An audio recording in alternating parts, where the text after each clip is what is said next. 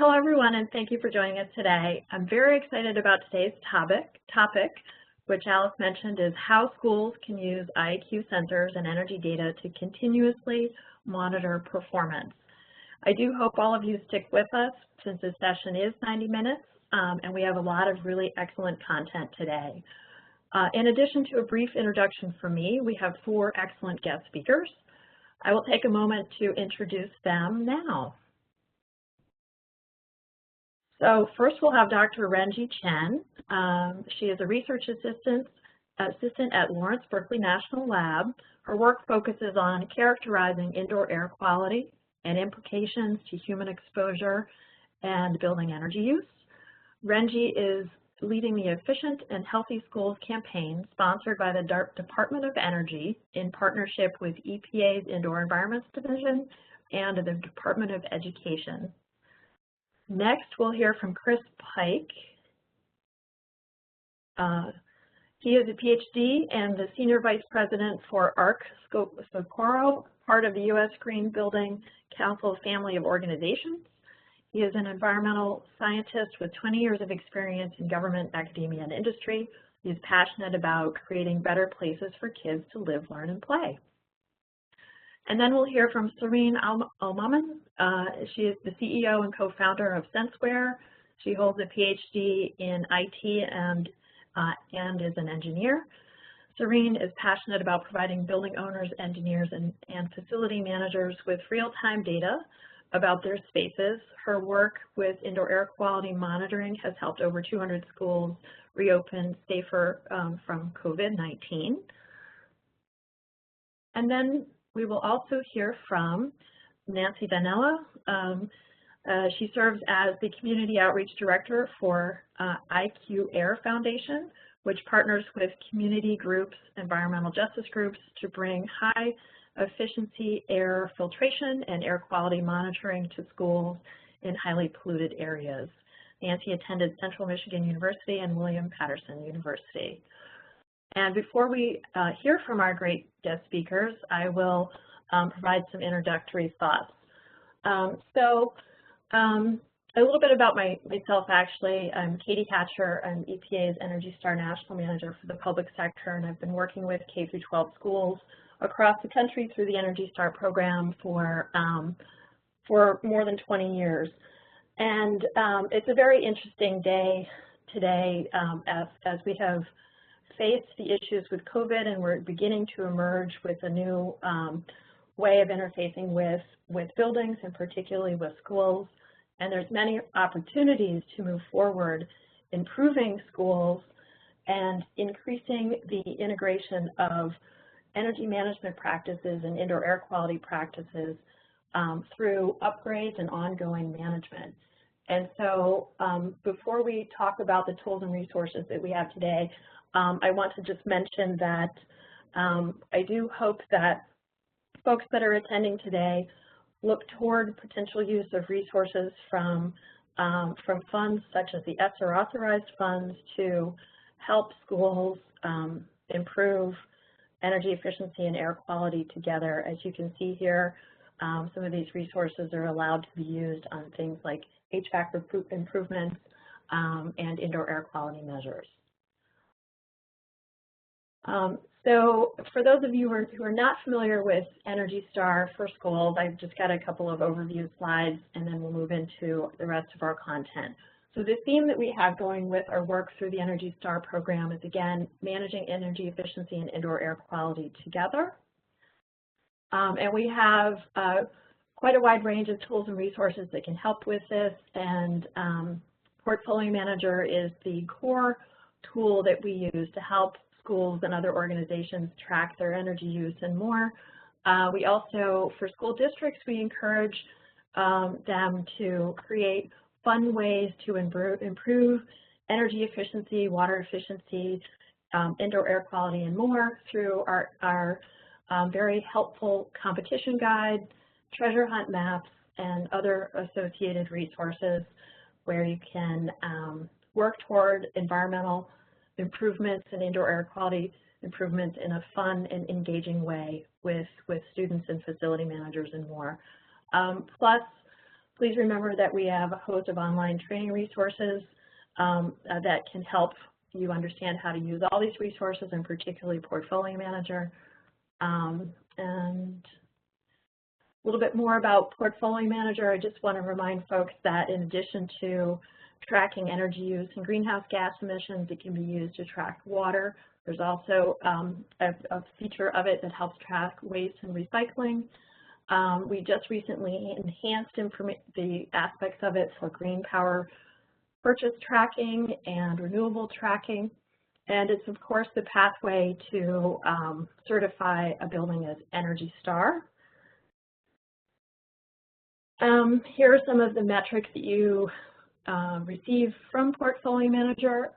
Today we're going to be talking about metrics that are at intervals smaller than annual, but Portfolio Manager's data is monthly or annual metrics having to do with water or energy use and greenhouse gas emissions. And then, of course, our 1 to 100 score is based on annual energy consumption. And a little bit more about Energy Star certification. What are the purposes of today is to point out to our audience that you can use continuously monitored indoor air quality information as information to inform how you would demonstrate meeting our indoor environmental quality aspects of our Energy Star certification. So for Energy Star certification, of course, in terms of the score for the property, the school that is working towards certification, you need to score a 75 or higher on our scale from 1 to 100. But then you also have to meet ASHRAE standards 62.1 and 55. And some of that information from the indoor air quality monitoring could be helpful in this context to exceed those standards. And so all the information that you provide in your Energy Star application needs to be reviewed by a licensed professional, such as a professional engineer or a registered architect. And in our licensed professional guidance, we do have some information in there about that specifies that continuous monitoring data from indoor air quality measurements can be utilized as part of the application review process. And so what I would like to do now, in the spirit of the fact that we are really trying to seamlessly integrate our indoor air quality tools and resources from EPA through our Tools for Schools program with our Energy Star tools and resources, I want to turn it over to Renji Chen, who, in addition to her broader remarks, will also talk about the Efficient and Healthy Schools campaign, of which EPA is a partner. Over to you, Renji. Thank you, Katie, for the introduction, and thank you so much for having me today. As Katie mentioned, my background is in indoor air quality, and maybe we can move to the next slide. Yeah, thank you. So I'm a researcher at a Department of Energy National Lab, and with my background in indoor air quality, I think finding common grounds between indoor air quality and energy efficiency is very fundamental to all our work at Berkeley Lab. And going to the next slide. Knowing that you all listening today, many of you have maybe more experience with energy side of things, I'd like to bring to your attention to a recently completed campaign by Berkeley Lab. It's called the Smart Energy Analytic Campaign. The campaign supported commercially available energy management and information system and monitoring-based commissioning for commercial buildings. While indoor air quality monitoring is not really part of this campaign, and this structure that's being laid out in this diagram really could include IAQ as one of the data sources. So here we have utility bills, interval meters. You can imagine that IAQ data could be fit right in under the data source. And using this system structure, you can see how IAQ data can extend the capabilities of your understanding and operation of your buildings. Next. And if you'd like to learn a little bit more about the the smart analytic campaigns, some of the resources that's been produced from the campaign, like making a business case for it, procurement specification, templates, and on the next page, you see some cost benefit data. Really encourage you all to visit the Better Building Solution Center on the Department of Energy website. There's a campaign toolkit where all this information you can find there. And next slide. And as Katie mentioned, I'm leading the Efficient and Healthy School campaign. The campaign just launched, and really it was established to, in part, to support schools in making facility improvements because of the ESSER funding that Katie mentioned, and now we have the infrastructure build passed and signed. Really more opportunities coming for schools to make improvement in the facility. So that's why we formed this campaign, and we have our partners listed here. So Department of Energy is leading it with support from Department of Education and also EPA. So thank you, Katie. And the campaign is actively enrolling schools and districts right now. So those of you listening in, if you'd like to reach out to me and learn more, I'm happy to answer a question after this. And then next. So in the next few slides, I'd like to kind of lay down the groundwork of some basics of how we think about indoor air quality. And hopefully it will provide you some context as to when Chris and the other presenters talk about more practical information about how you would go measure and monitor indoor air quality in schools. This will give you a nice background. So to start, I thought one of the questions that people have is, what is good indoor air quality? And I think one way that we can think about this is think about the objectives that we try to achieve by having good indoor air quality. So what we're trying to get at is we like to minimize or avoid health impacts. And these could be acute health impacts, so like the sick building symptoms, or chronic health outcomes that we want to avoid. So we don't want to be exposed to carcinogens or particulate matter, for example, can lead to cardiovascular outcomes. So these are from more chronic exposures. It can lead to those chronic outcomes, so we want to avoid that. And then another objective is we want, as occupants walk into the building, to feel the air is fresh, that it's comfortable, it's not stuffy or drafty or too dry or smell moldy. So those are the satisfaction and good perceived indoor air quality objectives that we want to achieve. And finally, we want our building to support performance and cognitive functions, so that in workplaces and office, workers are performing, in classrooms, students are learning. Next. And I think another way to try to answer the question, what is good indoor air quality, is look at the long list of air pollutants that we can hit inside buildings. A lot of what we have indoor comes from outdoor air. So outdoor air quality is extremely important. So this one would include traffic-related air pollutants or industry sources. And it will affect changes as meteorology changes, as there's chemical reaction that happen in the atmosphere. So all these outdoor air pollutants may enter indoors and affect our indoor air quality. And within our building, there are lots of sources. Some of these are related to our people, what we do inside buildings, our activities, the things that we bring with us to buildings. And there are also sources that happen inside buildings. So there's the building materials that's used, or moisture sources, and so on. So you can see it's a really long list, and this is only a partial list that I put together here. And as occupancy changes, as season changes, as outdoor condition changes, indoor air quality can be changing every day, every week, seasonally, years. There is really a dynamic situation. So if you go to the next slide. So I think one way I think about the value of indoor air quality monitoring is to help answer the question of how well building controls, such as ventilation, filtration, air distribution, dehumidification, humidification, are helping us manage indoor air quality. So it's not like we want to have indoor air monitoring to monitor as many pollutants as possible, which is great, but it's going to be really hard to do, as you see in the long list.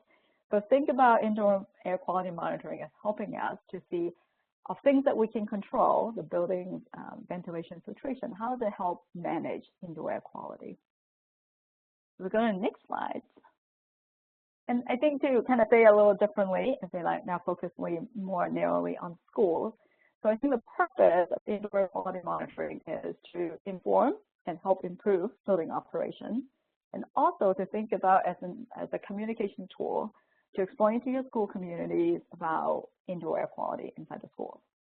And I think, as Katie pointed out, really it's important to think about the continuous indoor air quality monitoring, because concentrations inside the buildings are really changing hourly, weekly, seasonally, and your facility manager really needs the data, the trend data to help make operational decisions. It's really hard to make a single point measurement of indoor air quality and be able to use that data to lead to like actionable item. But if you have a trend data analysis, that will enable your facility manager to make really decisions and operational changes to improve indoor air quality. And especially if you're in the part of countries where you're faced with wildfires and you want the building to change in response to outdoor conditions, you really need those real-time data in order to support real-time decision making. And finally, I'm going to bring up the first slide that I kind of show how we think about energy data and how it can lead to fault detection and diagnostic, indoor air quality data, and other data streams that can help you identify, for example, if there's any sono CO2 not meeting set points, sono temperature relative to humidity not meeting set point, or faulty air economizer, which it happens quite commonly as a problem that leads to both indoor air quality problems and energy inefficiency. Next. So now when we think about, okay, we're pretty convinced that doing indoor air quality monitoring has value, then what to measure? So I think number one, to think about measuring CO2. It's measured in ppm, and which is a unit of measure parts per million, so it's a kind of concentration measure. It's a mature technology using non-dispersive infrared, and it's a useful indicator for ventilation. We've been studying CO2 monitoring for quite some time and listed some reports that come from our lab. Over the years, we've seen improvement in accuracy. In the latest round of study, we evaluate CO2 monitors for 2 years. We deploy them in this picture. You can see one of our researchers comparing the CO2 concentration with a research grade instrument. And over the course of 2 years, we're trying to assess what's the drift and then it changes in sense of performance. So based on that study, from some of our previous study, we see an improvement in performance. And if you're interested in finding the latest on CO2 sensors evaluation, I suggest checking out UC Davis Empower Procurement Product Evaluation Hub, where they just did a study on demand control ventilation, including looking at the CO2 sensor. Next. So sometimes we get questioned about, okay, great, we'll do CO2 monitoring, where do I put the sensor? Chris is going to talk more about if you have a building, which room to place it. The key I'm trying to answer the question, if you pick out a room, let's say you have a conference room, you're asking the question, where do I put this indoor air quality CO2 monitor? Our study have found that it doesn't really matter too much if you avoid the simple pitfall of not putting into supply register, that's a bad idea, or right next to the window, that's a bad idea. What we're showing here, we did measurement in 6 conference rooms, and those are the CO2 concentration that measure in like wall number 1, adjacent wall number 2, wall number 3 at different heights. We just don't see a very systematic biases depending on which wall you pick or what height you pick. So I think follow best guidance, but don't worry too much once you have a room pickup where exactly you put the CO2 sensor. Next. So another thing that I think is really important to measure, especially if you're in the wildfire-prone areas, is to measure PM, PM is fine particulate matter. I think it's important to measure because it's linked to respiratory, cardiovascular, and other health outcomes. It's also a fairly mature technology using optical sensing. The tricky part is that in the factory, they'll calibrate it to give you, to convert the sensor signal to a measurement of PM, which is a mass concentration in microgram per meter cube of air. And this is a little tricky because I want to show you an example of what our data show. So it's a side-by-side picture of a good day in Berkeley, the nice blue skies. And we see on those days, the low-cost sensor data agree quite well with the EPA federal measurement using research-grade sensor. So a lot of scattering, but there's no systematical bias. However, on a smoky day at the same location in Berkeley, and we do find that the low-cost sensors tend to overpredict compared to the research-grade sensor, which shows you that the reason why is because the particles being measured, the size are different on a smoky day, the compositions are different, and so you can get different response. So it's just be mindful that low-cost PM monitors have this issue that they are calibrated to the ambient PM. In special situations, their response may not be as accurate. Still, this is only one study, and there are others that you can take a look if you're interested in dig a little deeper. That's the EPA Air Sensors Toolbox. We still think that directionally, these low-cost PM sensor gives you useful information as things are we in the high PM days or low PM days. So in terms of that kind of information, is still very valuable to have. Next. So this is my last slide, and I would like to bring up that this is on the left-hand side of the diagram from the EPA IAQ Tools for School program. We're on this webinar, we're talking about IAQ monitoring, so it's trying to get more information that your school can assess what condition the classroom and school is in, but it's also, in order to make this a useful tool, it's really important to think about all the other 5 things that need to happen. So such as, what are you going to do once we have the data? How are you going to, do you have a plan to act on it? How are you going to communicate? So all of those are important elements in order to make IAQ monitoring a success for your school. And on the bullet points, I kind of lay out some of the additional things that you may want to think about. If you think about IAQ monitoring, you will hear other gas-based air pollutants that IAQ monitors can measure. I would suggest doing more homework on thinking through, if I want to add more pollutants, why am I doing it, and what I'm going to do with that information. I would really encourage monitoring, and temperature, relative humidity will come with the indoor monitors in a lot of cases, because the response of the sensor will depend on temperature and RH. So that will come with it, but I also encourage measuring, light, noise. Those are all really important parameters for maintaining good indoor environmental quality. So I think those will give you valuable information. And finally, I think about the life cycle of installing IAQ monitoring. Sensors are good for, all have limited lifespans, like all equipment, typically 3 to 5 years. So we have to think through, like, do you have a plan to replace, to calibrate, and so on. So with that, I'm done with my portion of the presentation. I'm going to hand over to Chris. All right, let's see. This is Chris Pike, and look at that. I have the ball. I'm ready to go. Renji, that could not have been a better introduction, and I'm really grateful to the Energy Star team for the chance to be here, so thank you very much. I'm going to build off on exactly where Renji left off. So my name is Chris Pike, and as Katie said earlier on, I'm with the U.S. Green Building Council. I also run our program that measures, tracks, and scores the real-world operational performance of spaces and buildings and places around the world.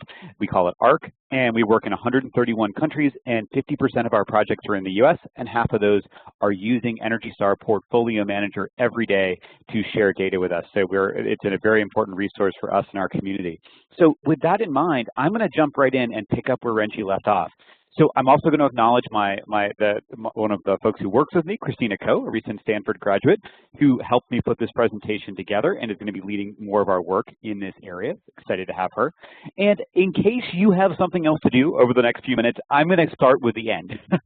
I'm going to start with the takeaways. First and foremost, we are working on this because there is a natural synergy and nexus between green building, within green building, between energy and indoor environmental quality.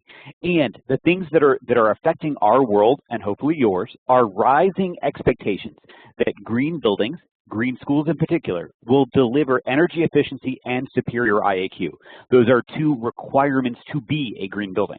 Meeting that expectation is going to require a systematic process for both energy and IAQ. We'll talk about that. And that consistent energy and IAQ performance requires continuous distributed measurement and responsive management. We'll talk about that. So if you want the punchline and you want to go get a cup of coffee, you've had the punchline. Now let me tell you why I think those things are true. So with respect to the opportunity, increasingly, the definition of a green building is one that is low carbon and highly satisfying to occupants. And over the last several years, particularly through the ARC platform, we have been able to track real-world performance for thousands and thousands of green buildings around the world, and we can do a little bit of myth-busting and a little bit of opportunity visioning. So what you see on your screen are two graphs, and often we have this idea that energy-efficient buildings have to compromise occupant satisfaction. I would call them Jimmy Carter buildings, like, you know, put on a sweater.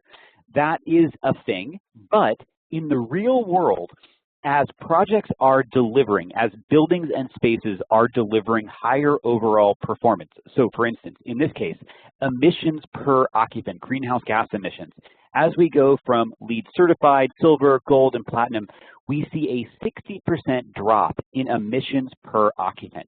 That's awesome. And even better, it is accompanied by a 25% increase in occupant satisfaction. So we go from already satisfied occupants at certified to silver, gold, and platinum, we have a substantial boost. So we are delivering low carbon buildings with higher satisfaction.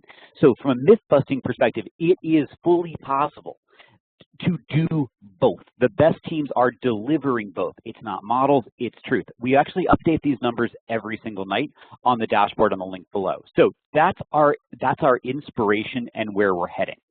When it comes to IAQ, we have done a lot over the last 2 years with COVID. It has been an absolute game changer. And I want to give you two specific insights that I think matter. I don't have time to cover the whole waterfront for you, although I would love to.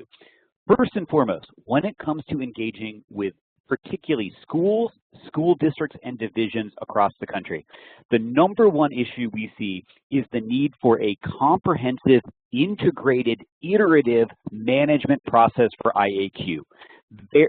Precious few schools and school districts have a robust and consistent and iterative process to manage indoor air quality, the same kind of thing that we know is vital for energy efficiency. And so what specifically do I mean by that? I mean these four elements and a couple things linking them.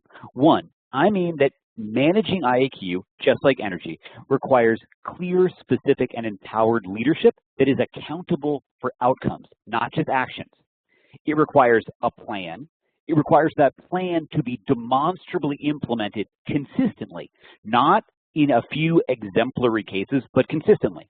It should be informed by occupant feedback, engaging occupants, both teachers and students, as a source of information whether those plans are executed and whether they're working, and continuous distributed IAQ measurement. And I'll tell you why that's not a nice to have, it's a must have. And then finally, we have to close the loop.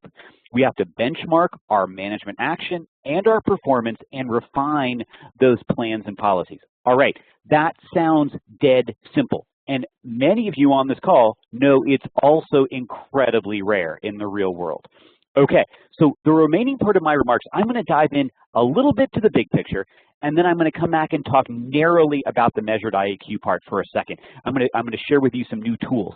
If you'd like to talk about leadership plans, occupant experience, I'm happy to do that at another moment. Okay, that management process that I talked to you about. The key aspects of this is the parallel I want to bring to you is we understand from 25 years of experience with green buildings that it is necessary that achieving the integrated benefits of a high-performance building, the kind of tunneling through cost things that Amory Lovins and his cohorts have shown us are possible. It requires skilled, experienced, and empowered leadership.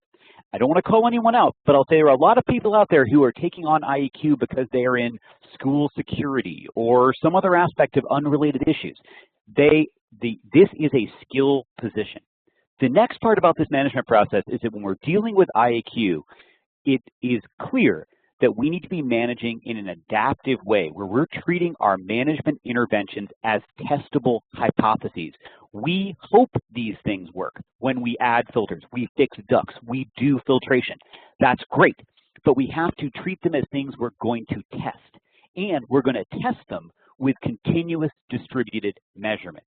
We're going to do that because we know that 50% of U.S. classrooms, to the best of our understanding, are underventilated and undercoded as it stands now. So the reason we are going to take our interventions and treat them as testable hypotheses and manage them that way is that we're not, honestly, we're not very good at this right now. And we can get better, but we have to cop to the idea that our interventions don't always work, actually are painfully unreliable some of the time, and the way to get around that is by treating them as little management experiments and measuring the outcomes. And because that is what's going on the ground, it has to be connected to iterative evaluation and improvement. This is not a once and done. And we are all pulling upstream against an era where the definition of IAQ was taking, at best, an annual survey, perhaps under unoccupied conditions. In a post-COVID world, with the knowledge we have about, as Renji laid out, about the variability in these different things, it is no longer sufficient. Okay, so I'm giving you big ideas. I want to show you that our big ideas are rooted in our practical experience and in tools, free tools that you could use today. So within the ARC platform, we have been working with COVID. And so I'll give you, and the issue of helping schools reopen under COVID. And as an instance of and managing COVID is by and large an IAQ problem.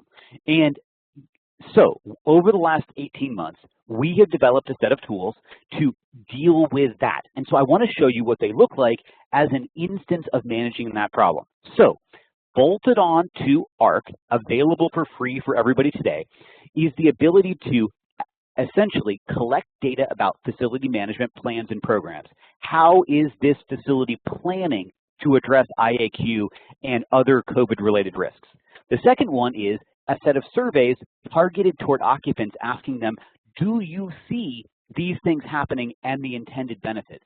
And the third one is measurement on an hourly basis, a continuous distributed measurement for a substantial fraction of a facility on metrics, just like Renji said, that are associated with COVID risk. So CO2 as a ventilation proxy, PM as a filtration proxy, relative humidity as an infection risk issue, and TVOC as an overcleaning metric. So looking at those metrics and then repeating that process at a minimum on a 90-day basis. So these are a set of tools we have used throughout the US and internationally that are available out there today. So before I leave this management topic, I want to reiterate that for folks on this call who are coming into this in an energy perspective, we need to increasingly treat IAQ through a systematic management process that mirrors and aligns with long-standing practices in energy. We understand that an energy management team has accredited professionals and people with skills and competence. They conduct audits and they have data-driven strategy selection. We also understand that we have a commissioning process to ensure implementation, and we have an established monitoring and verification process that is rooted on granular performance data, and we analyze and evaluate over time. We need to apply the same thing to IAQ because it is a very similar issue. Okay. I'll get off my management soapbox, although I just want to say that everything I'm going to say next about monitoring doesn't matter unless you have an effective iterative management process, and most schools and school districts don't. So that said, we're going to jump down one level narrower with this measured IAQ topic because we have new guidance. So we obviously are passionate about continuous distributed measurement. And what I'm going to talk to you about the next few minutes are CO2. We are going to take the whole waterfront, we're going to shrink it down to CO2 for a second. And we're going to do that because in a COVID world and in a world of student performance, CO2 is one of our best and most practical proxies. It is a practical proxy for occupant density and ventilation rate, and real-world ventilation rates are often inadequate in K-12 schools, and higher ventilation rates often improve student performance and reduce disease transmission. So it is a practical thing that with these emerging technologies we can do for our kids. Okay. Why should we measure? Aren't our good intentions enough? If I am just doing what is on the nameplate of my devices, won't it be enough? We need continuous distributed measurement because real world conditions in schools are unpredictable. There is no way to predict whether your stuff is working just by grabbing it, looking at it, testing it. It doesn't work that way. It is real world performance is dominated by mechanical failures and configuration issues, and it is influenced by a range of unexpected operating conditions. And fundamentally, real world conditions matter to the health and well-being of students and teachers, not your intention by putting these things into place. We are still across the US fighting this battle. Why do we measure? This is why we measure. If you're not measuring it, you haven't done it. So beyond measuring it, I want to say that, so I love what Renji put up there about to some degree, once you get the sensor in the room, as long as you avoid the windows and the supply ducts and whatnot, you have a tool. However, it's a tool for what? So an IAQ sensor on a wall in a classroom is necessary, but it is not sufficient. It requires a clear purpose, and I want to give you 3 purposes, and I want to show you that they result in different sampling designs into a school. You can pick your purpose based on your context, but you have to have a purpose. Otherwise, the data coming out of that sensor you don't know what it tells you. You need a clear, specific purpose. And here's 3. 1, what is the average CO2 in occupied classrooms in a school? That is a question you can answer. 2, should you look at an occupant weighted CO2? So you want to sample average CO2, but you want to tilt it to where the kids actually are. Or are you trying to find the maximum CO2 in a school? So for many of you who do not yet have enough money or the infrastructure to deploy sensors everywhere, that's not the world I live in most of the time. We're going to talk about how you take a limited number of sensors and answer one of these 3 questions, and we're going to be quick about it. So here is your bog standard P&L average prototypical elementary school, 75,000 square feet. If scenario number 1, if our goal is to find the average CO2, and we further define to say our goal is to find the average CO2 in this school for regularly occupied classrooms, excluding corridors, administrative space. Sorry, principals, we don't care about you in this thing. And then our strategy is to designate the sampling area and deploy sensors within the designated classrooms. So what does that look like? That looks like this. So we exclude and we randomize.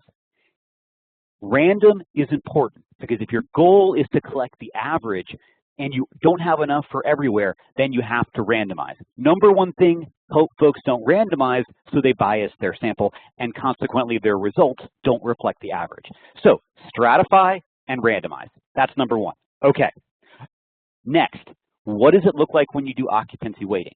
Occupancy weighting means you have to establish what the range of occupancies in your classrooms are, and then you bias your randomization to oversample based on occupancy.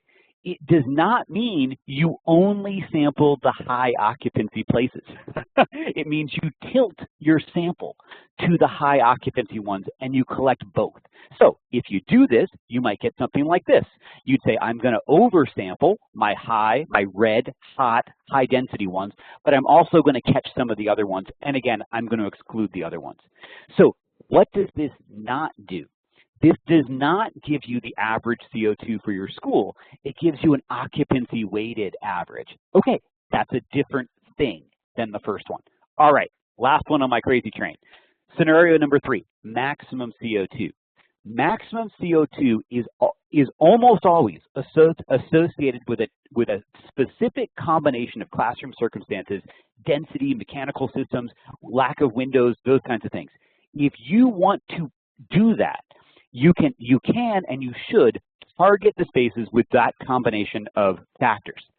Know that by doing that, you are also not representing average conditions. You're targeting the worst conditions. There's a really good reason to do that, but you're not answering the same question. Okay, and you may also want to consider non-classrooms in that question, like a cafeteria where you have high loads during certain periods. So bottom line is there are multiple legitimate things to sample. Last thing in this monologue.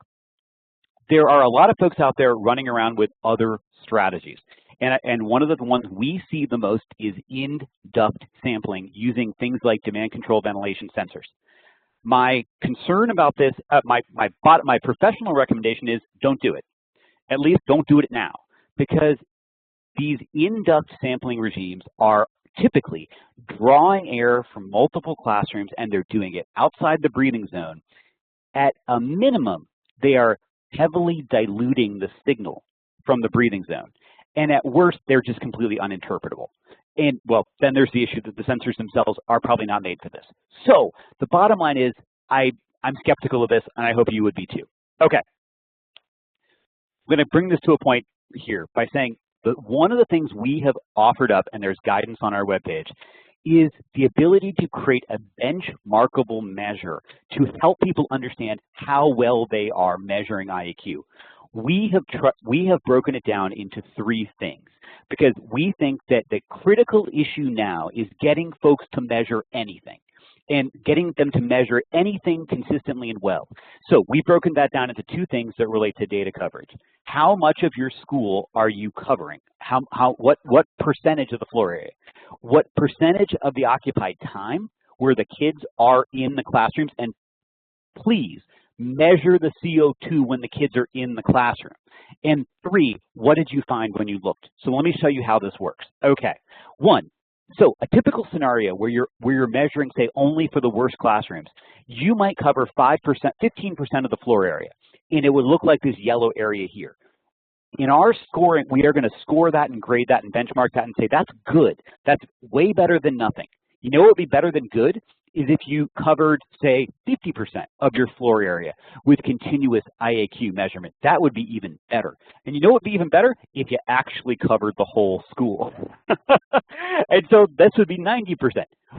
So we are trying to put some value on expanding the footprint with which you're measuring. We can talk more about the details.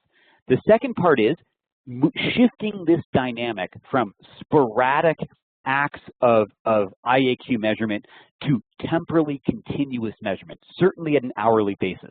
So we've created a metric to say, out of all occupied hours, what fraction of hours did you measure? And it's important.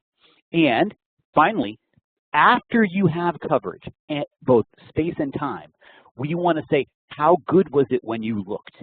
And so that means whether it was between, say, 350 ppm at 800 or 800 and 1,000, what amount of time were you, say, above 1,000? And our classrooms are spending shocking amounts of time above 1,000. So the bottom line with all this is we have the ability to blend together, and check this out. You can do this for free on our website, to integrate how much floor area are you measuring, how much time are you covering, and what did you find, and turn it into a score that you can benchmark between schools across the school district or among peers. And we've been using it for 1.5 years. It's a great tool. Okay, and if you're the kind of person who is motivated by a little recognition, we can put it on a certificate and tell you how well you're doing and let you compare yourself over time. Okay, we've come all the way around to the beginning, and the exact place I told you we'd end up where we started. 1, it is a rising expectation. Green buildings must deliver both energy efficiency and superior IAQ. The good news is they can and they do. Meeting this expectation, though, requires a systematic, iterative process. It is not a once and done thing. And you need to start looking at your energy and your IAQ management as parallel and intertwined acts of management using similar data streams. If you want to know more, check out this website. There's clearly much more to talk about, and I appreciate the time to share it with you today. I think with that, my job is to do something technical and hand this back to Alice or Serene.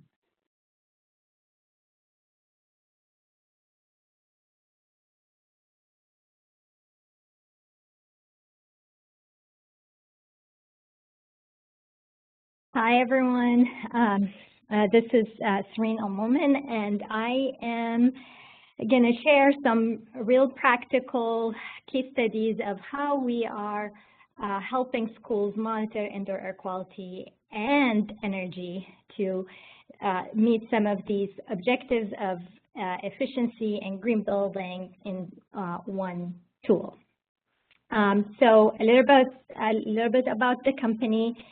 SenseWare is a sensor-based technology platform that provides real-time assurance to the entire built environment stakeholders. We help our customers, including schools, gain visibility into critical areas such as indoor air quality, energy consumption, risk of water leaks, equipment status, and more, all in real time right from your phone.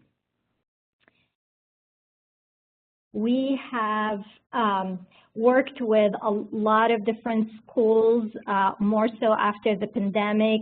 We've been really honored to work with leaders and early adopters of continuous indoor air quality monitoring, and you see a few of those here, such as DC Public School, Denver Public Schools, a few schools in California that are doing great work, and we want to share some of that with you today to hopefully encourage you to do the same. And we work with other types of facilities, not just schools, because we do believe that all indoor spaces need to have indoor air quality monitoring in real time. So just quickly about the technology, this is how it looks on the hardware side. This is a 4x4 unit that you simply power by plugging into a wall outlet. And you're up and running with real-time data. You can customize that to be 1 minute, every minute, every 5 minutes, every hour, whatever makes sense. The interesting thing that differentiates our IAQ is that it's the most customizable solution out there for monitoring indoor air quality beyond the typical sensors that you see. So yes, temperature, humidity, CO2, VOC, PM 2.5, I said VOC, but also how we see the indoor air quality monitoring work best is that, like Renji and Chris mentioned, is that to tie it to a specific purpose and to a control. And as such, we customize the sensor set based on the investment that the school is taking to improve indoor air quality. So if the school invested in ionization, bipolar ionization as a way to improve air quality, we would have a solution that has ion counter, ion sensor. If a school is invested in better filters, MERV 13 or above, we would recommend a solution that has submicron particulate matter sensor. If they're invested in UV lights and worried about ozone, we would add those types of sensors. So we do believe that it's not just a product that you buy when you're looking at indoor air quality. It needs to serve a specific purpose, and that's how we support that. And in addition to that, we also can integrate with environmental qualities, which Renji also mentioned, that is important to improve the overall health and wellness and experience of people in schools and indoor spaces.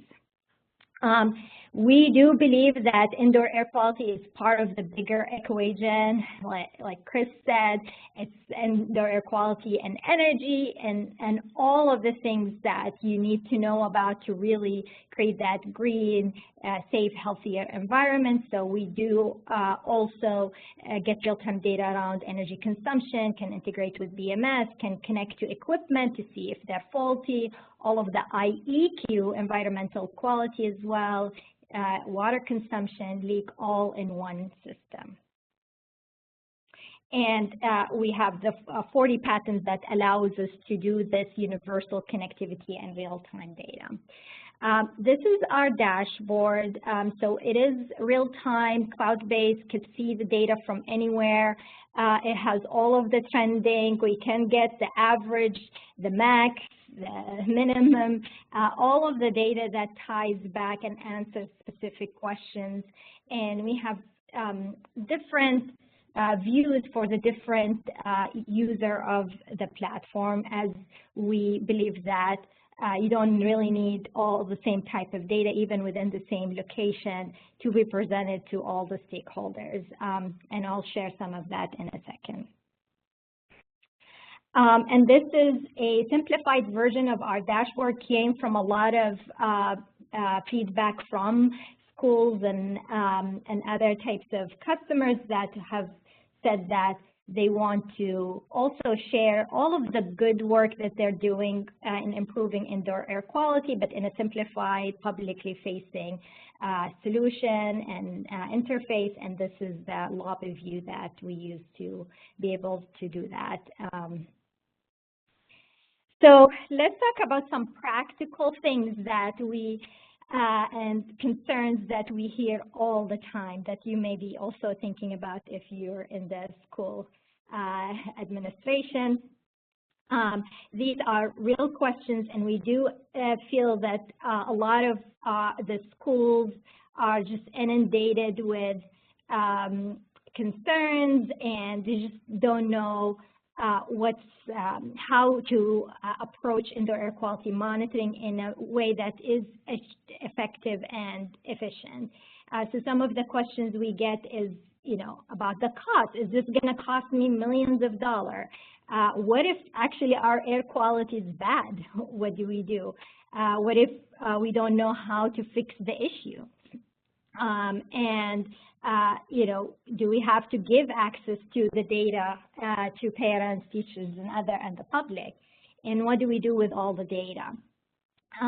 And these are very good questions, and over time we work through them as partners with school administration to figure out a very practical ways to answer them. But at a high level, what we have seen is that indoor air quality monitoring tool is rising, like Chris was mentioning, and we see headlines like the one I have here, where parents are sneaking carbon dioxide and indoor air quality monitoring into their children's backpacks.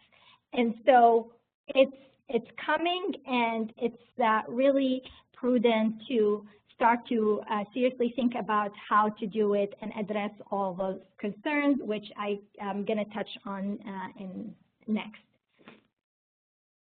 Okay, so I feel that we are, both Renji and Chris have talked about this from their work, the specific works and the tools that they have.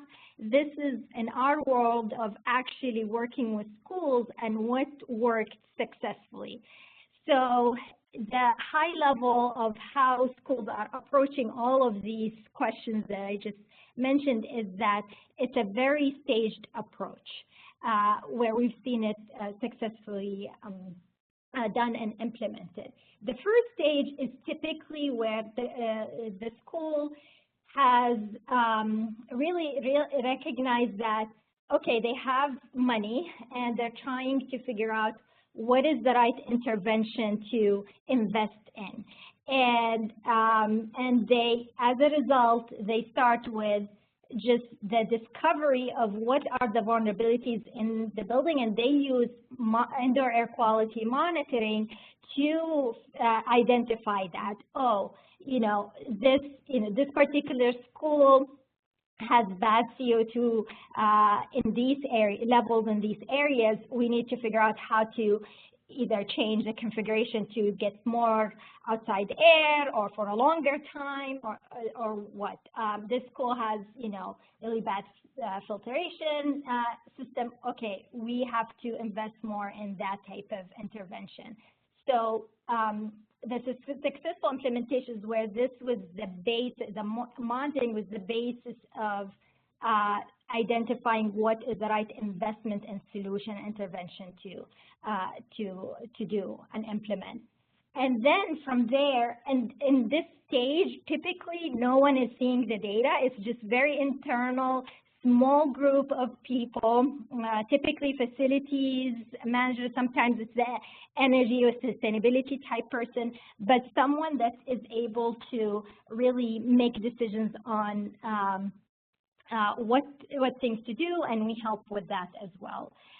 The next stage typically is that, okay, we see where the vulnerabilities is, we can understand some of the changes that we need to make, but as we continuously get the data and things change, degrade, as we know that the spaces are very dynamic, they want to know what's the standard operating procedures to change that. So we talked here today about skilled staff that need to be part of this whole approach. And this is exactly what we see in practice. At this stage, there are two paths.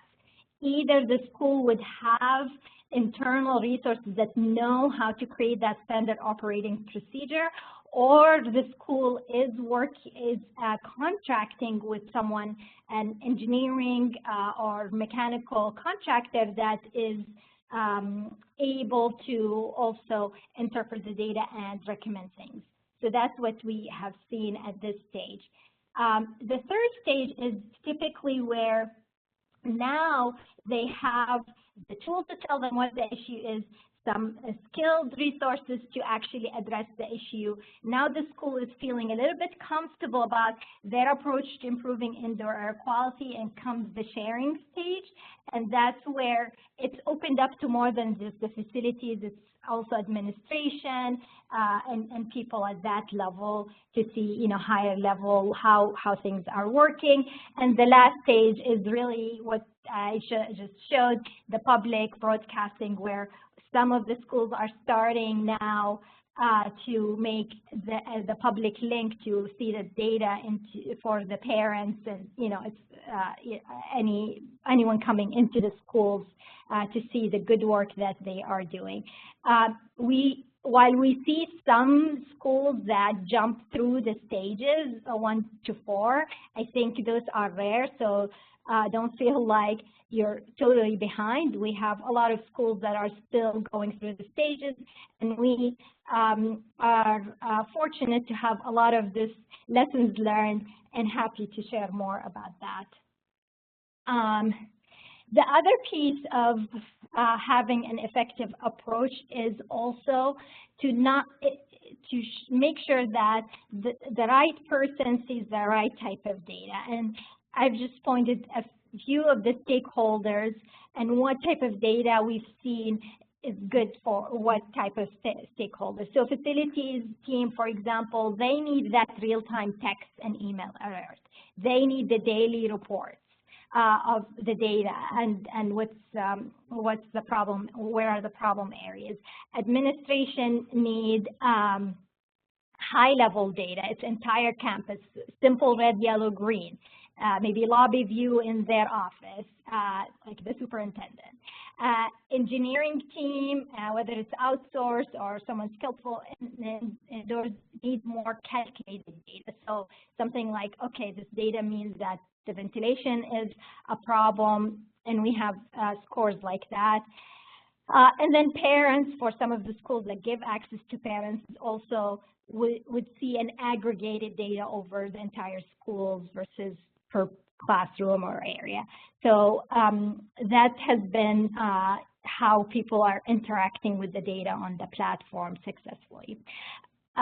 So let's go to specific use cases. So this is real-time data from a school in Georgia, where it's showing on the right-hand, on the left side, how the CO2 levels are close to 4,000 ppm, which is 4 times the maximum healthy levels for CO2. And if we, in our analytics platform, we can create a risk of infection indicator. And in this level, if someone is infected, is sick, they can infect 7.5 other kids. So monitoring this type of information has real implication. And it's really important, and it's something that we didn't know before, and now we know, and we need to do something, do better about it. I'll talk about few case studies with some of the schools we've worked with and how they approached it, because as Chris said, you have to start with a purpose, and we totally see that with the successful implementation. So I'll show a few takes on what the purposes of these schools are and how they approach IAQ monitoring. So this is DC public schools. They monitored indoor air quality in common areas. So that's their strategy. So they include hallways, cafeteria, utility room, locker rooms, and some sample of classrooms. And the whole goal behind this particular implementation is that they wanted to gauge effectiveness of the filtration system, because they invested heavily on portable air purification and upgrading all the filtration systems. So they picked the zones that within the school that they need to monitor to know whether that is effective and needs to be improved or changed or whatnot. So that's their purpose, and that's why they implemented it in this way. On the cost side, again, does it cost millions? No, it doesn't. This particular implementation was around $12,000 to $15,000 per school. Yeah, so that's the DC use case. Another one is with Prince William County Public Schools. They are a Green Ribbon School and Energy Star partner. They've done such an amazing job with tying and monitoring both energy and indoor air quality. So they actually, the Prince William started with the energy monitoring in real time. And the whole idea is that if you know in real time, you're able to be more effective in changing how you're using your most energy consuming equipment, so that you are meeting your energy conservation goals. And they did a great job with that. And they actually installed indoor air quality monitoring before COVID and continued and expanded on that after COVID, and are working on looking in one place at both types of data to make the right and the optimal changes in their systems to be green, continue to be a green school. This is a graph from a school in the East Coast.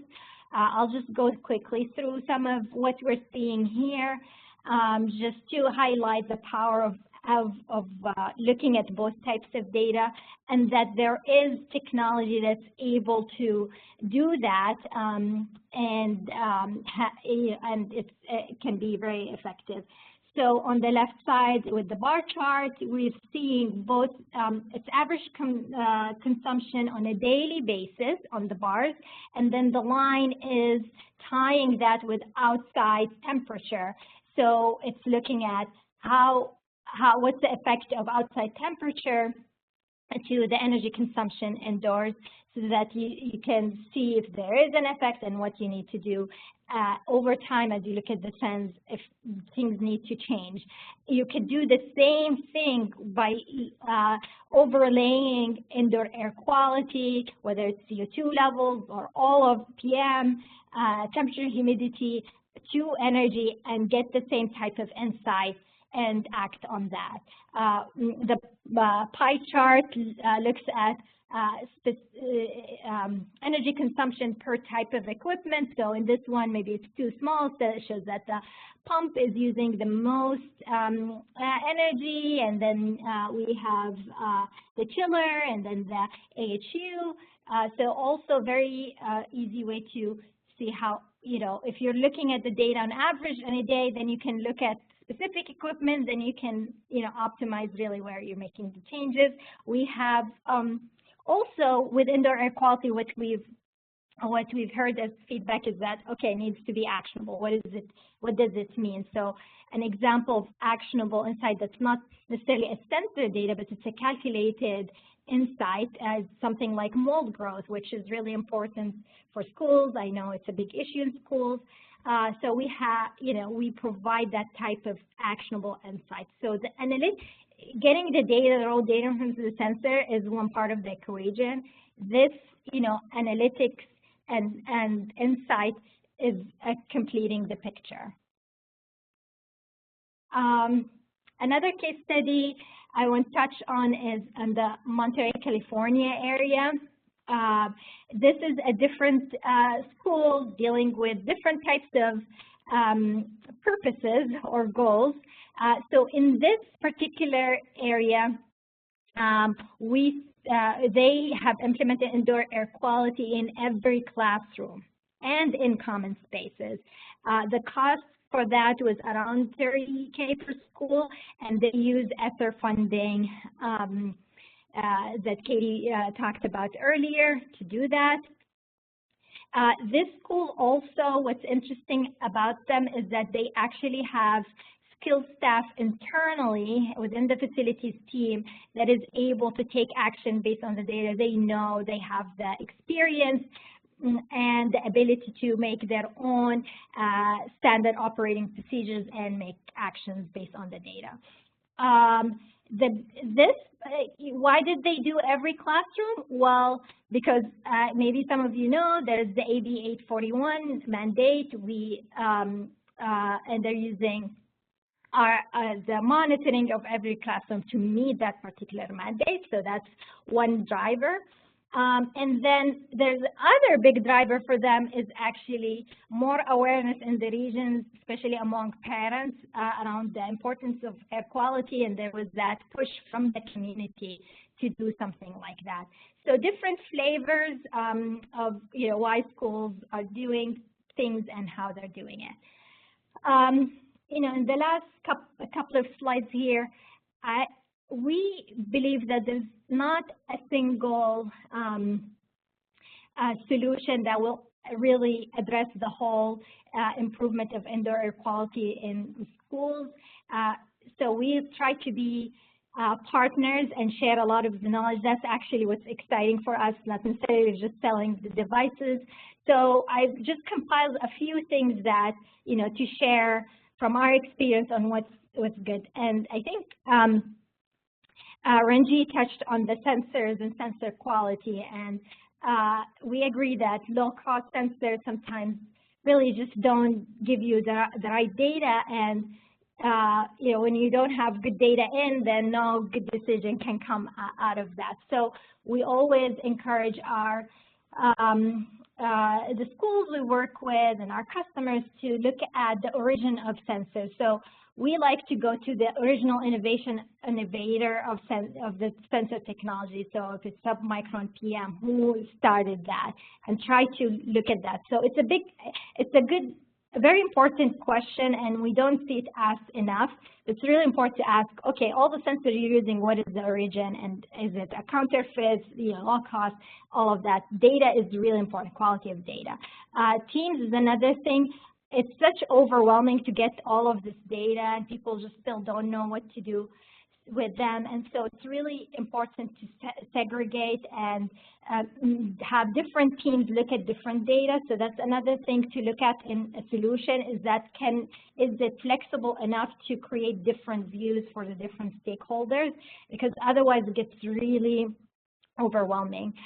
Unit design. This is so interesting. So one of the feedback that we get consistently is that they worry about the panic of having a unit that says red or bad or something, some visualization within the hardware itself.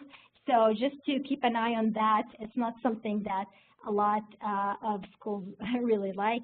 So just know that from experience, that just can sometimes create unnecessary panic. And then finally, again, we feel that we're part of the community, so we feel that we needed to create a long-term effect of the work that we're doing. So just adding a school curriculum as part of the solution, we felt that that would help. So we developed something with teachers that includes guides, what's air quality, all that stuff, so that as they see these units in their classrooms, they can also, if they're curious, and we hope they are, they have some resources to go back to, and hopefully we have kids that grow up to know more about the importance of how it could be done, and then we feel that we did our job, if that's the case. So I'm so happy to be here today. I invite you to visit our website to learn more about IAQ. Feel free to ping our team if you have any questions about adding indoor air quality monitoring to your schools, and we are happy to help you. And now you'll hear from Nancy from IAQ Air Foundation. So I will pass this on, and thank you, everyone. Thank you, Serene. Thank you very much. I'll wait for the slide to come up. Thank you, Alice. Here we go.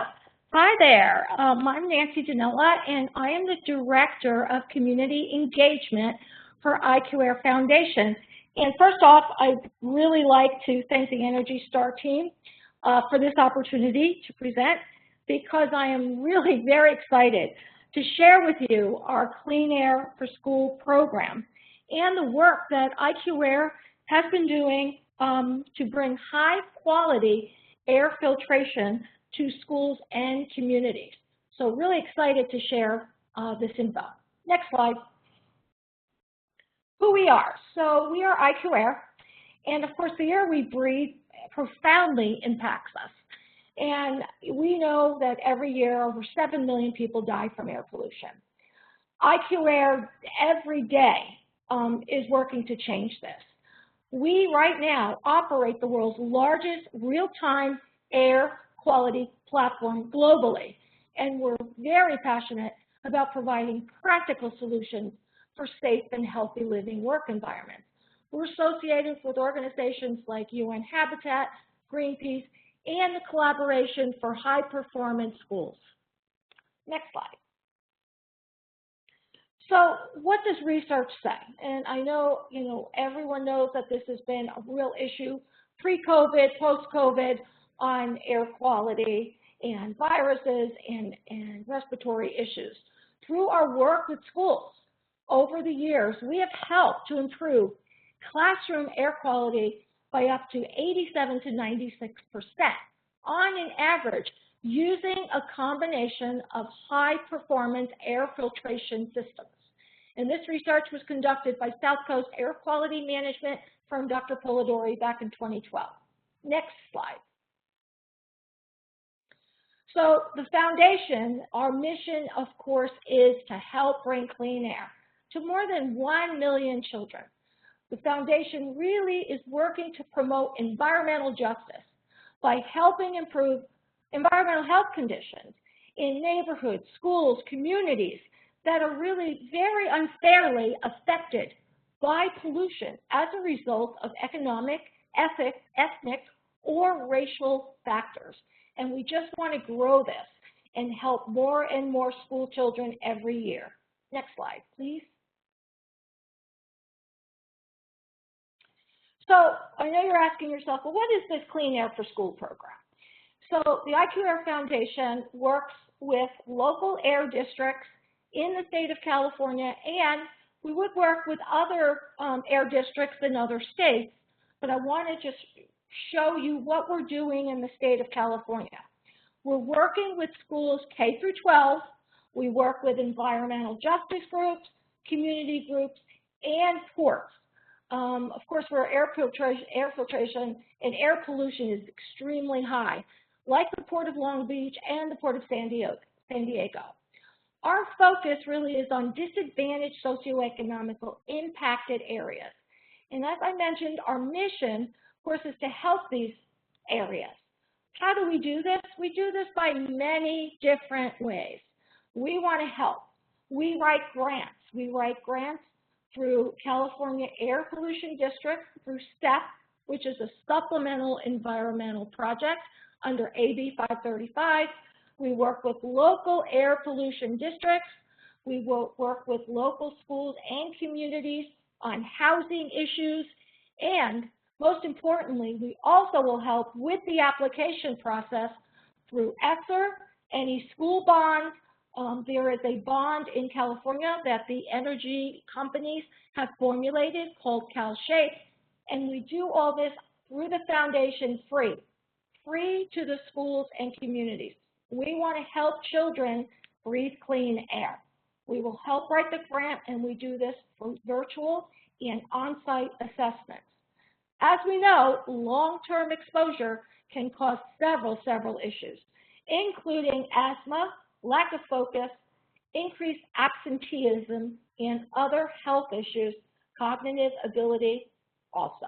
Next slide. So what is the roadmap for a Clean Air School program? Well, a couple of the elements of what IQ Air does as a roadmap in becoming a Clean Air School is, as I said, we do an assessment either on-site or virtually. If you're in a different state, we can absolutely do this for you. We do installation through our HVAC technicians, verification of the filtration of what was installed, monitoring, ongoing monitoring, maintenance of the filtration, and reporting and project management. As we know, data is crucial, right? So if we're applying for funding for any school in any state, the data must be, of course, prepared and show evidence of what is being done within that school. We do all the reporting and project administration. Next slide, please. So this is just a snapshot of what IQ Air is doing within the state of California. And I just wanted to list a couple of the districts that we're working with that are in very high polluted areas, like LA Unified. That's a pretty highly polluted area.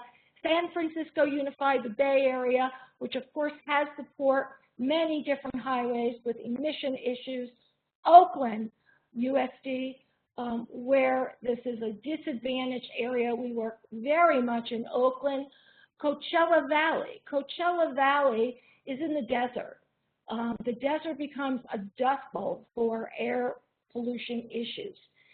Imperial Valley, San Bernardino, Mira Loma, Jurupa Valley, and I mentioned earlier the Port of Long Beach, where we've done many different grant processes for the Port of Long Beach for the schools that were located by the 710 corridor, which is this highly traversed highway that goes in and out of the port.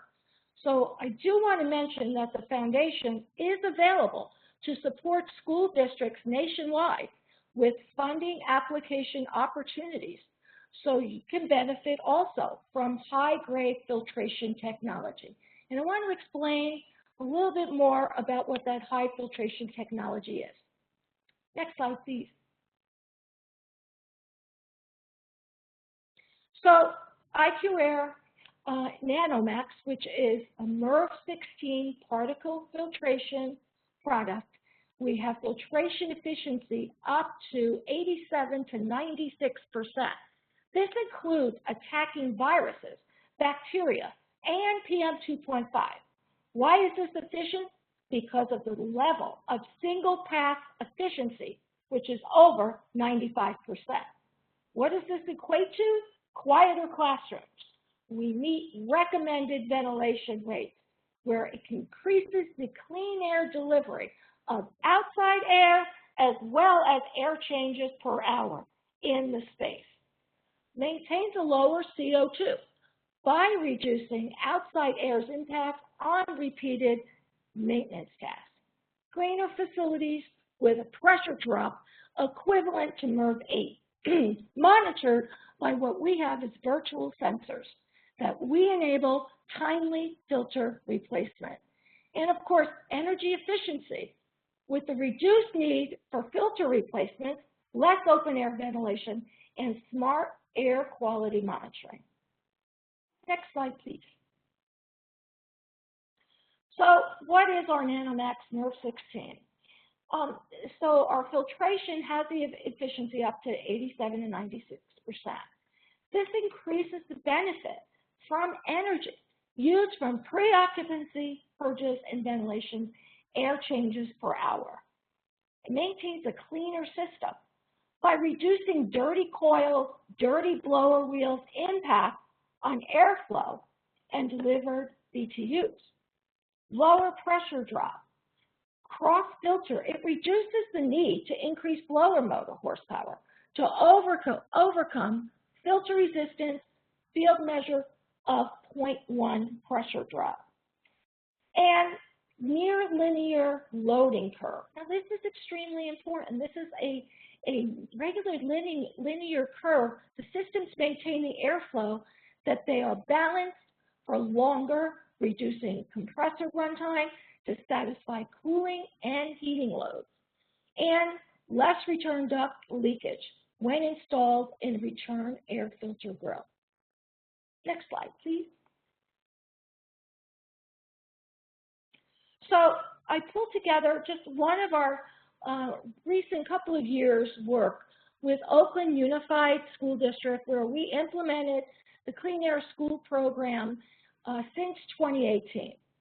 Oakland Unified School District has over 104 schools, including CDC's Child Development Centers. We've partnered with Oakland doing a couple of things to help these kids and teachers and administrators breathe clean air. We work with them with the state of California on applying for a STEP grant for supplemental environmental projects, which we encountered over 12 schools that were granted funding from the state of California through this application process. We also work with them in the beginning through the CARES Act, help them apply through that, as well as ESSER funds. Work with them to supply data so we can help the school apply for ESSER. We also have applied for CalShape with them, where we are looking at, with Oakland Unified right now, of putting CO2 monitors in every classroom within 53 schools that are in highly disadvantaged areas, as well as school bonds. We also help with school bonds. What have we done there? We've installed MERV 16 filtration technology. And I keep saying this is the highest grade technology that just takes one pass of air flow. We also have installed monitoring, air visual, indoor and outdoor data monitoring. As part of this process, we pull together ongoing project administration reports, maintenance, and reporting. And as part of this, to turnkey solution, we also incorporate an environmental literacy program. This program helps when we install from K through 12 on bringing the teachers and the students up to date on what environmental literacy is, what it means to have clean air, what we're doing from start to finish, and a little bit similar to a STEM program, but really keeping their minds more in the environmental space. Next slide, please. So here's just one example of what we've done at Oakland.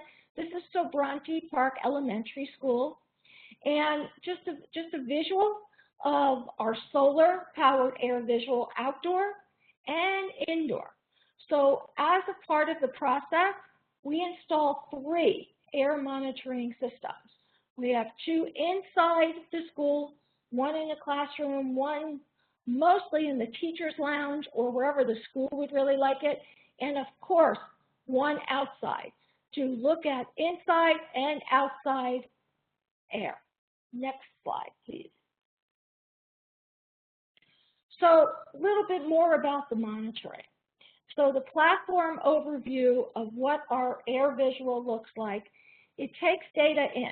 So it takes live data in. We're a low-cost sensor program. And we take real-time weather and climate data.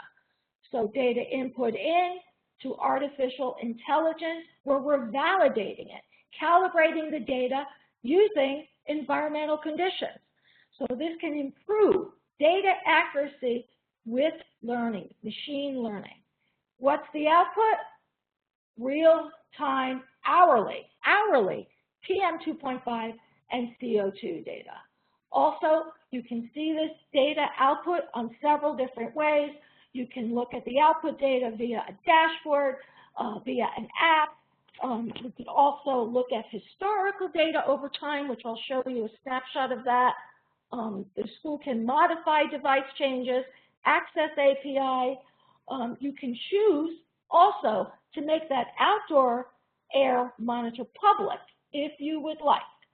And of course, the most important thing, so you have download of historical data, because as Serene has mentioned, there is in the state of California now a mandate of ABA 41 where CO2 monitoring should be mandated in the classrooms. Next slide, please. So here's the level of transparency for every classroom. So the school staff really can remotely control our Air Visual Pro from network settings, as I've mentioned, from the web dashboard or through a mobile app. And the mobile app is free. You can also include an on-off switch to change acquisition of frequency. These managing the systems, both managing the teachers, the school staff, can manage the systems, can also select appropriate time frames during when indoor air quality is relevant, like when the school is in session, when the classroom is in session. This is especially relevant, especially in Northern California, where the relevancy of wildfires that come into play. So the school now has a level of transparency for the classroom. This also, because of this reading, this also saves misleading representations of unfiltered conditions during these times when no one is breathing indoors, while allowing schools to achieve optimal energy efficiency. Next slide, please. So here's a snapshot of what the dashboard really looks like. IQ Air Visual. This is indoor and outdoor, where readings show PM2.5, CO2, temperature, and humidity. So you can get readings from your indoor sensor as well as your outdoor sensor. Next slide, please. This is an expanded view also that, again, we can customize the data for the school on how they would like to see this. Next slide, please. Just a little bit about the device API, if and then that, smart device. As far as CO2, if the CO2 is above, you would get an alert. You can set this up. You can set this up for temperature and for any readings you would like to see. Next slide, please. Also, there's widgets. You can display data from Air Visual Pro and monitor it anywhere. Next slide. just a report summary. So we've talked about data output. So here's how we can customize a report for you for the summary of what you would like to report out. This shows PM 2.5, CO2, temperature, and humidity. Just a snapshot view. Next slide, please. More expanded views of different relevancy of what you would like to expand. This, again, is very customizable based on what your school district needs. Next slide, please. Thank you for attending.